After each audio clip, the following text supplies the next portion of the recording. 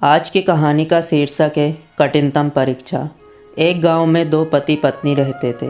पति पत्नी से बोलता है, अरे ओ भाग्यवान, बहुत भूख लगी है, पेट में चूहे कूद रहे हैं। पत्नी खाना लेकर आती है और बोलती है, ये लो, दो ही रोटी बची है, काम धाम तो कुछ है नहीं, बस बैठे बैठे खाना है। पति बोला, ये क्या सूखी रोटी लाई हो, सब्जी खत्म हो गई है क्या? पत्नी बोली, जो रूखी सूखी रोटियां बची है वो खा लो, मैं कहाँ से लाऊं सब्जियां? घर में फूटी कोड़ी भी नहीं है, कब तक इस गरीबी में जीना पड़ेगा। पति बोला, तो ठीक है, अब मैं जब कमा कर लाऊंगा तभी खाना खाऊंगा। पत्नी बोली, बड़ी बड़ी बातें करने से कुछ नहीं होगा, रुपये कमाने के लिए मेहनत करना पड़ता है। पति बोला, तो मैं क्या तुम्हें नकारा लगता हूँ? मेरी किस्मत साथ नहीं दे रही तो मैं क्या करूं? पत्नी बोली, किस्मत के सहारे ही बैठे रहना, ऐसा ही चलता रहा तो कुछ दिनों में भूखे मर जाएंगे। पति बोला, दिन भर की तुम्हारी जहर जैसी बातें सुनने से तो अच्छा है कि मैं कहीं कमाने ही चला जाऊं, कम से कम सुकून तो मिलेगा। गुस्से में आकर उसका पति धनपत लाल चल देता है। धनपत लाल कहता है, चलते चलते बहुत थक गया हूँ, चक्कर सा आ रहा है, भूख भी बहुत ज़ोरों की लगी है, क्या करूं? थोड़ा आराम कर लेता हूं। इतना सन्नाटा है इस जंगल में। धनपत लाल एक वृक्ष के नीचे आराम करने के लिए बैठ जाता है। थक जाने के कारण उसे नींद आने लगती है और वह वहीं पर सो जाता है। उसी समय एक साधु पद यात्रा करते हुए उसी ओर जा रहे होते हैं जहां धनपत लाल सोया हुआ था। साधु धनपत लाल को देखकर कहते हैं, कहीं यह व्यक्ति मर तो नहीं गया? इस सुनसान जंगल में यह व्यक्ति क्यों लेटा हुआ है? साधु बोले, अरे उठो, कौन हो तुम? इस सुनसान जंगल में तुम क्या कर रहे हो? ये खतरनाक स्थान है, जंगली जानवर तुम्हें खा जाएंगे। साधु की आवाज़ सुनकर धनपत लाल की आंखें खुली और अपने सामने एक साधु को देखा और बोला, घर में बीवी की उल्टी सीधी बातें सुनूं और यहाँ भी सुकून नहीं है। जाओ बाबा, आगे जाओ, मेरे पास तुम्हें देने के लिए कुछ भी नहीं है। साधु बोले, अरे भाई, मैं तुमसे कुछ मांग नहीं रहा हूँ, मैं तो ये कह रहा हूँ कि यह स्थान सुरक्षित नहीं है। धनपत बोला, अरे तो ज़्यादा से ज़्यादा क्या होगा, मर जाऊँगा ना, जंगली जानवर मुझे खा जाएंगे, ठीक ही होगा, हर दिन की परेशानियों से छुटकारा मिल जाएगा। साधु बोले, लगता है कि तुम अपने जीवन से परेशान हो, मुझे बताओ क्या परेशानी है तुम्हें, शायद मैं तुम्हारी कोई सहायता कर सकूं।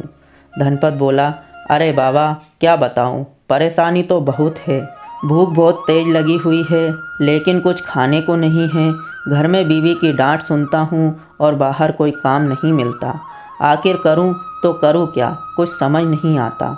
साधु बोले, अच्छा तो ये बात है, ये लो। साधु महाराज उसे अपनी शक्तियों से एक रोटी देते हैं।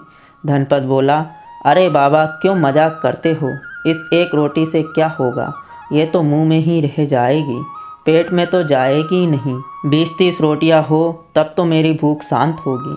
साधु बोले, यह रोटी मैं तुम्हें खाने के लिए नहीं दे रहा हूँ, यह एक जादुई रोटी है, इस रोटी को सामने रखकर जो भी पकवान तुम मांगोगे वह तुम्हारे पास आ जाएंगे और उन पकवान को खाकर तुम अपनी भूख शांत कर सकते हो।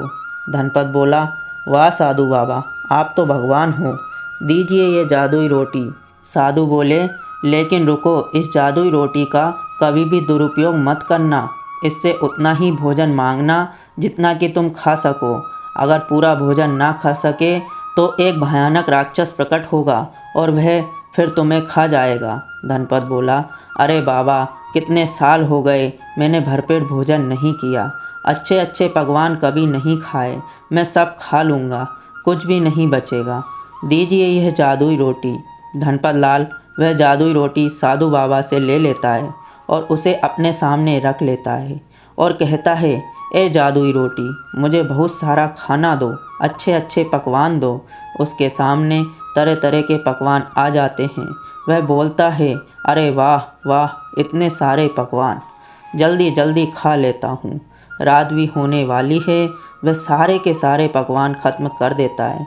फिर रोटी को देखकर कहता है, चल मेरी जादुई रोटी, तुझे मैं अपने घर ले चलता हूँ। घर पहुँचकर वह अपनी पत्नी को आवाज़ लगाता है, अरे ओ भाग्यवान, कहाँ हो? जल्दी आओ, जल्दी आओ, देखो तो मैं क्या लेकर आया हूँ। पत्नी बोली, अरे ऐसे बोल रहे हो जैसे बहुत बड़ा खजाना लेकर आए हो। पति बोला, अरे भाग्यवान देखो तो सही, ये खजाने से कम नहीं है, यह देखो।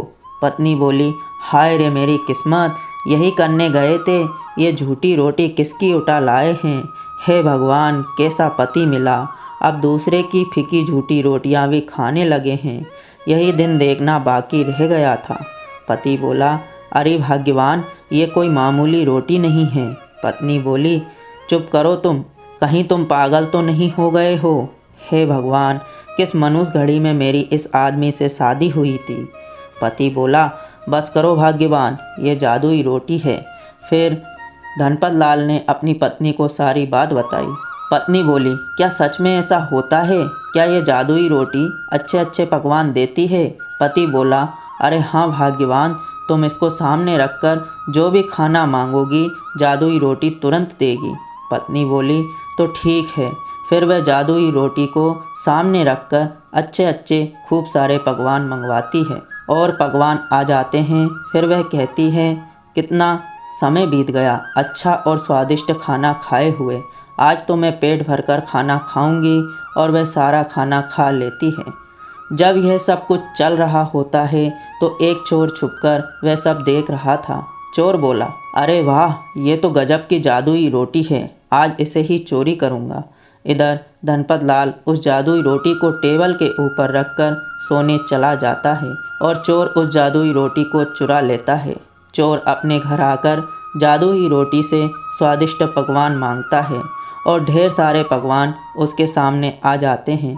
इस तरह वह चोर थोड़ा सा खाना खाता है और बचे हुए खाने को फेंकने के लिए जाने वाला ही होता है। तभी वहाँ राक्षस प्रकट हो जाता है और चोर से कहता है, जब तुझे इतने खाने की आवश्यकता नहीं थी तो इतने सारे पकवान क्यों मांगे?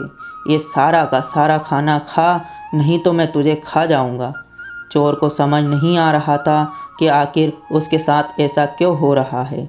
फिर चोर ने कहा, तुम कौन हो और मेरे घर में तुम कैसे आए? राक्षस बोला, जो भी व्यक्ति इस जादुई रोटी से भोजन मांगता है और उस भोजन को पूरा नहीं खाता, जो खाने का दुरुपयोग करता है, मैं उसे खा जाता हूँ। इतना कहकर वो राक्षस चोर को मार डालता है। इसीलिए कहा जाता है, लालच बुरी बला होती है। बहुत मेहनत लगती है अनाज को उगाने में, बहुत मेहनत लगती है भोजन को बनाने में। अनाज के हर दाने को सोना समझिए, जितना खा सको उतना ही लीजिए थाली में।